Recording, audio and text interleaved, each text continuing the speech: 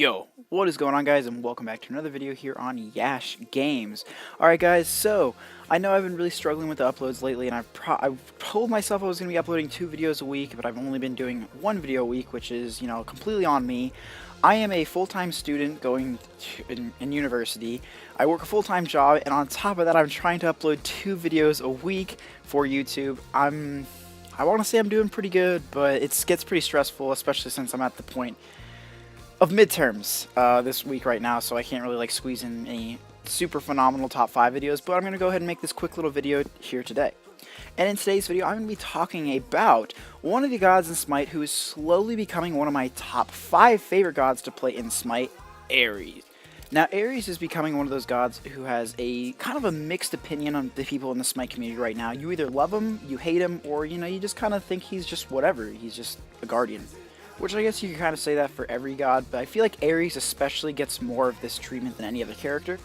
And I'm sure you all have either said or heard this statement right here. ARES is a bad god because he is so easily countered by purification beads.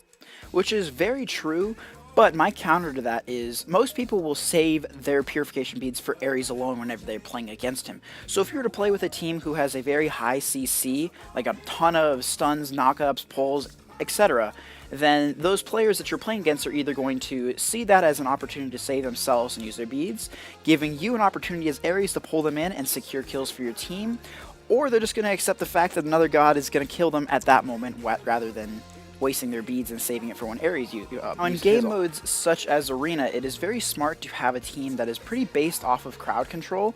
So I mean, a lot of 80% of the times this means that enemies' beads will either be down, and if they were to use the item Magi's Blessing, that will also be down, giving ARES a much better opportunity, a much better chance of actually landing his ult on an enemy. So why is ARES good? Well, like I said, he forces beads. So what that basically means is if you were to get beads in a game mode like Arena, that gives you and your team a less chance to actually be able to use relics such as Frenzy or Curse or Sprint to actually assist your allies and more just assist yourself. ARES passive basically states that if you were to buy aura effect items, it increases his magical power by I think it's 30 damage per completed aura item you have. So basically what this means is you can build yourself extremely tanky while giving your allies a benefit of damage or healing factor, etc. Now that I know of, there are at least 6 items that will give ARES a defensive buff, an HP buff, or a movement speed buff. Now, ARES does not have any escapes, so I like to give him just a little bit of movement speed, in addition to giving him, tier 3 boots, obviously, just so that he can actually escape when he is in danger, or at least has a chance of escaping. Now, the aura effect will give your allies an additional bonus, or even debuff the enemies, giving, again, your team the advantage in most teamfight. So I went on Reddit and I just kind of did a little bit of research to figure out why it is that people believe that ARES sucks. So I'm going to basically just read a couple of these little points that people have made on Reddit, and I'm going to go ahead and just counter-argument them, and feel free to put in the comments what your opinion on ARES is, but this is simply my opinion. The first thing that I saw on the Reddit was ARES has 0 push potential, okay? So that is very true. ARES' really only push-based move is going to be that flame where he just the cone effect where he shoots a flame out in front of him, which it deals damage over time because it's one of those things where if you're hit by it, you take just a little bit of bleed damage, which is more of being burnt. And as we all know, Guardians have a terribly weak basic attack, so it's not like you can really rely on your basic attack and just start beating minions with it.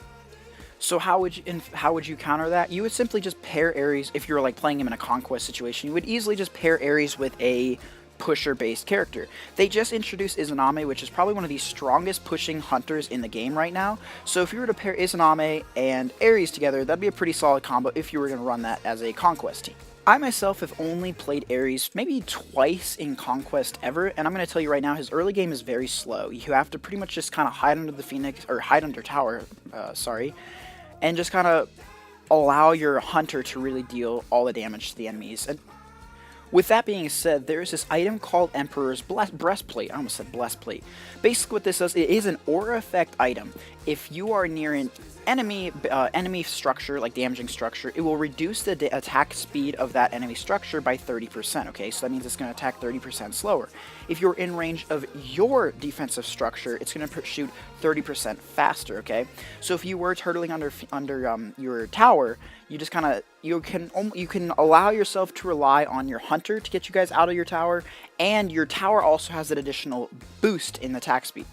Another thing that I saw is that ARES is what they, in quote, a beads activator, okay? What does that really mean? Honestly, I don't think that's really that big of a deal. I think that's actually pretty good. Basically what that means is the enemies are forced to buy purification beads in order to escape ARES' wrath. So if you were to pair him with, like, especially in Arena, if you were to pair him with, like, a Hades or Poseidon, who have those, like, I can't really say Poseidon, more like Hades, who have the abilities to kind of, like, you almost need purification beads to escape, or you have to attack Hades to kill him. Whatever, you know, the point is, if you were to pair him with more characters who are CC orientated, being a beads activator really isn't that big of a deal. Now, Purification Beads has a 2-minute cooldown, okay? This gives you and your other allies 2 minutes to secure a bunch of kills using just CC alone. I believe Ares' ultimate's cooldown at just kind of your base stat is, I think, like 60-something seconds. So, I mean, you could at least pop in one ult with, if you don't build any cooldown whatsoever, you can at least use one ult while that enemy's Purification Beads are down. You just have to keep tabs on who's used their Purification Beads at what time. So, oh, but I know how you can counter that. Just because my Purification Beads are on cooldown doesn't mean I'm not CC immune. What if I bought Magai's Blessing, okay? Magai's Blessing is an awesome item because it makes you immune to any crowd control effect, so it's really solid if you don't have your Purification Beads up. You can just rely on your Magai's Blessing, correct?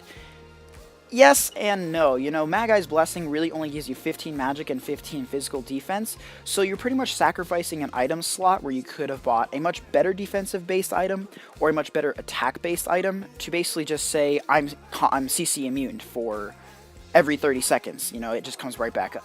Which is fine, but if you were to have, like, a god, for instance, a Wheelix, okay, another one of my favorite gods, she has a knock-up, okay? I mean, that's all it does, it just knocks you up, and it's got a really long range. So let's say I were to just kind of snipe you with my knock-up from, like, 25 units away. Okay, you avoided the knock-up, but it's not like I can really do anything. Sure, you might have baited out my ult, and now I can't use my ult with the Wheelix, but big deal. Now my Ares can go in and just kind of pull you back into me, and we can secure the kill that way. I'm not saying that Magai's Blessing is a terrible item. I do think it's a really good item, but I don't really think it's the most reliable item to have when playing against an Ares. It'll save your life maybe once, twice, 10 times. I'll give you 10 times at most. But I mean, again, because you can't really control when the crowd control effects are, you're immune to crowd control effects, it doesn't really make it the best thing to counter an Ares with. Now, another thing I'm going to talk about is Ares mid to late game. Okay, like I had said earlier, Ares early game is very slow and it kind of sucks, but his mid game and his late game is where he truly begins to shine, okay? For example, in a conquest, if you were to kind of just transfer over to another lane, and, I mean, sure, your duo lane, everyone's, like, those two guys probably already bought Purification Beads right off the bat, okay? But let's say I transfer over to mid lane, because my mid laner needs help, and I just come out of the jungle, boom, pop an ult, just out of nowhere, they are not expecting it. That's going to be a kill right there because they don't have Purification Beads yet. Unless, of course, they did buy Purification Beads. In that case, that kind of sucks. For you, at least. However, if your mid laner has a ton of combat CC, or crowd control, sorry, now they are more than open to use their abilities that have a ton of CC. For instance, if it was a Hades, guess what? Whoever their mid laner is laning against now doesn't have Purification Beads, so now Hades can go in with his ult and secure a kill mid game. Basically what I am saying is unaware enemies are going to be much easier targets and a lot more vulnerable to Ares than a target who already knows exactly what they're going up against. In Arena, if your enemies were to use like a relic that, like, such as Frenzy and Sprint and Curse, which I see as some of the most popular relics to get in Arena right now because it's all like team based, so they want to get a bunch of relics that will help out their team, okay?